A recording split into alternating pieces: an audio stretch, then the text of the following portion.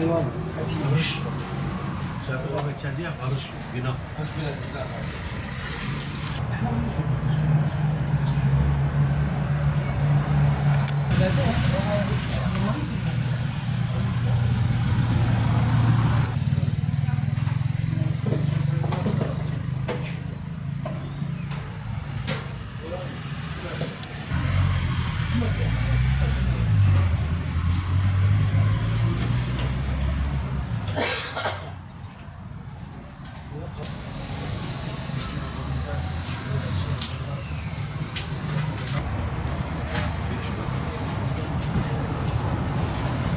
...2024 yeni yıl sezonumuzu açtık zeytin.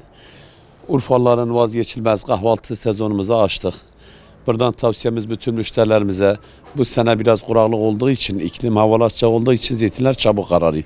Bir an önce ellerini çabuk tutsunlar, yeşil zeytinle alsınlar.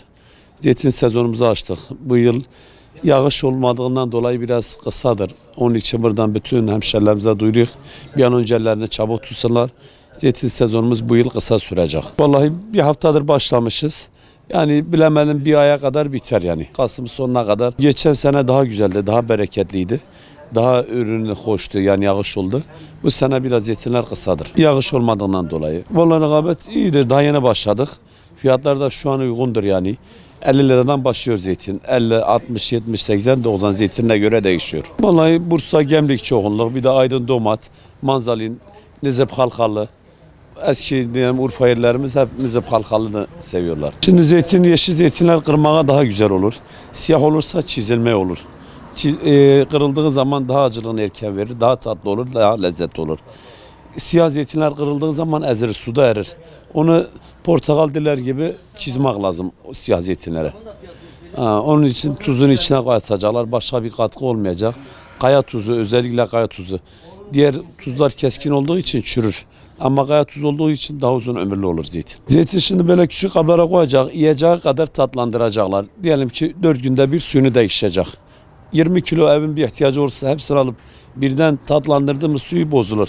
Ama az az kaba koyacak, yiyebileceği kadar. Diyelim ki 3 günde bir suyunu değiştirecek, her değiştirdiğinde de tuz üzerine katacak. Yeşil daha uzun ömürlü olur. Daha olur. Kırmızı çabuk pişer. Kırmızı suda fazla dayanmaz. Kırmızı siyah zeytinler salamura için olur. Kaya tuzundan diyelim sade tuzdan olur. Onlar daha güzel olur yani. O da biraz ezbahli yani biraz hakkını vermek lazım onu. Buradan da biz Büyükşehir Belediye Başkanımız ve Haliliye Belediye Başkanımız Sayın Mehmet Can Polat'tan istirhamımız. Zeytin sezonu açtığımız zaman bize böyle bir şehrin merkezinde Şanlıurfa'nın zeytinini böyle bir sergi alanı mesela festival gibi bir şey bize bir yardımcı olsalar buradan. Onlar da buradan bir ricada bulunuyoruz. Bir duyuralım. İnşallah bize bir dahaki geçtiğimiz yıllar bize bir yardımcı olurlar. Zeytin, Urfa'nın zeytini de güzel. Kendi öyle bir yer bize tanıtsalar. Zeytin festivali fıstığımız gibi, biberimiz gibi biz onlardan da bir istirhamımız var. Bize yardımcı olsunlar o konuda.